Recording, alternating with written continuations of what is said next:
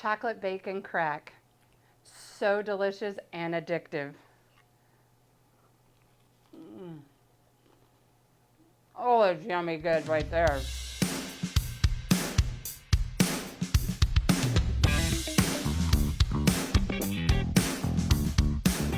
Okay, for our first step for the chocolate bacon crack, we've got to get our butter melting in our pan. So I have our pan here set on a medium heat. I'm going to take 12 tablespoons of butter and I'm going to get them melted here in my pan. Once that gets good and melted, then I'm going to add our brown sugar. It won't take too long. My pan's pretty hot.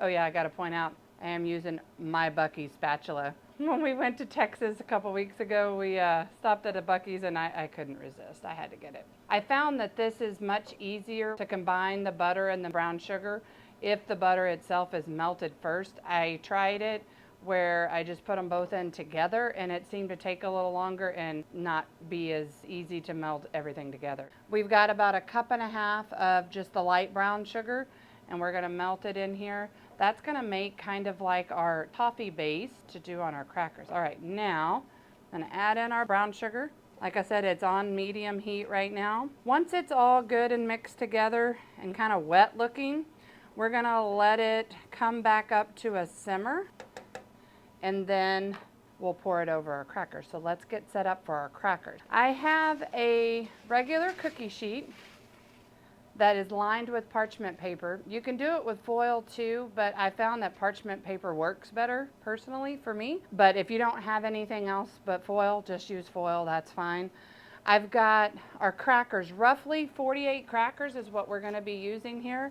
They're just regular saltine crackers, just kind of placing them together. This is one of our favorites to do. This is great because you can make this recipe ahead of time. It is also something that does not have to be kept refrigerated or super cold or anything like that. I would be careful though if you're going to be setting it out in the sun or anywhere warm because the chocolate could end up melting here too. So the saltine crackers make a great crispy, salty crunch. It pairs really nicely with the sweetness of the butter and the brown sugar. What I'll do here is I just kind of pull off one from each end to make it even. I don't know, that's just how my brain works. I like it all to be evened out here. And then I'll kind of push them together to make sure that they're touching but not overlapping. So like I said, this is 48 crackers roughly. This recipe is not one that you have to be super, super picky with on the amounts of everything. It's kind of an ish. It's easy to double it, triple it, whatever you need. So roughly this is going to be the amount of the chocolate bacon crack that you're going to have. All right, let's stir this up here. Coming together quite nicely. What you're looking for, like at first, that the butter will just kind of sit on the top of the brown sugar, but once it starts to simmer, it's gonna meld together to make one cohesive liquid. All right, we're gonna go ahead and turn our hot plate off. Now what we're gonna do is we're gonna take this straight from our pan and we're gonna kind of go across the crackers. You don't have to be super particular about making sure every single cracker has the whole cracker covered because as this sits in the oven, it will melt and kind of spread out. Wow, this Buc-ee spatula works great. Look at it getting all that stuff out. As you can see, I've not covered all of them. If you want to spread some, you can. It is a pain though, because these crackers are gonna start moving around. So I just tell people, leave it like it is, like this. It's going to spread out in the oven, I promise. So we've got our pellet smoker, or you can put it in the oven set at 350. We're gonna watch it. It's gonna be between 11 to 15 minutes depending on your smoker or oven. What we're looking for is for it to spread out and then kind of lightly start to brown on the top.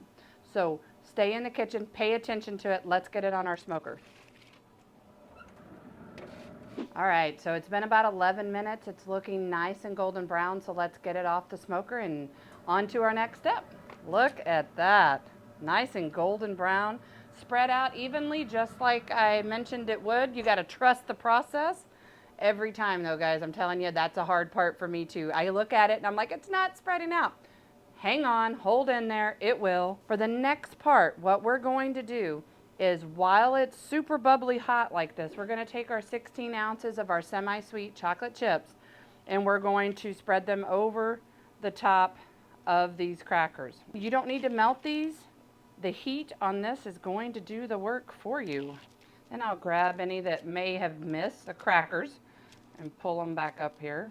Don't want to miss out on that chocolatey goodness. Once you have your chocolate chip spread, you're going to let them set just like this for 3 minutes. Okay, that's going to allow the chocolate chips to really soften, and then we'll be able to spread them out. All right, so it's been about 3 minutes. Our chocolate chips are nice and warm. Looky there. I'm going to take a spatula and just kind of go back and forth and work those chocolate chips. Paint the fence. Paint the fence, people. Wax on, wax off. Wax on, wax off.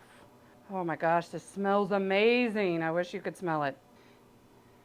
Spread this all back out. Make sure chocolate is on every single piece of that cracker. Now, we're going to put the finishing touches here on it. I have to try a little bit here. Yum. Okay, so we're going to take our candied bacon. Like I said, you can find the recipe for that on our YouTube channel as well. This candied bacon is going to bring the sweet with the heat. I'm going to sprinkle this. It's roughly 16 slices of candied bacon is what I have cut up here today. I had to fight the kids off from eating this candied bacon while I was prepping for the video here. They love it. They like to just grab it and eat it, and it's gone before I know it. They're so sneaky. Like I said, this is something that's perfect to take. You can make this up ahead of time when you go to family gatherings, friend gatherings, especially someplace that you may not have a way to keep something warm or cold. Like this isn't super sensitive as far as temperature goes. Oh wow, look at that. It's beautiful. Beautimous. Gotta get all that yummy goodness. Okay, so now we're gonna put some coarse ground sea salt here on the top. We're using the coarse ground. You don't need to go super heavy with this, but it's just gonna add that little extra layer of not only texture, but also salty goodness. Let me tell you. You can see I'm not doing it super heavy. Just trying to make sure that maybe you get a few flakes in every single bite that somebody takes. Now we're gonna take this pan and put it straight in the refrigerator for about 30 minutes to kind of harden that chocolate up. And then we'll show you our next step. All right, so it's been about 30 minutes that our chocolate bacon crack has been cooling down in the refrigerator. So here's what we got. What I'm gonna do now is I like to just take it and break it apart. You can use a knife at this stage as well, but I like the different unique sizes. So I'm gonna use the parchment paper to kind of pop it up and to pull this off like this. And then I'm just literally gonna start breaking it. So see how the different unique sizes come in there? I do that all the way through. Chocolate bacon crack. So delicious and addictive. Oh, it's yummy good right there.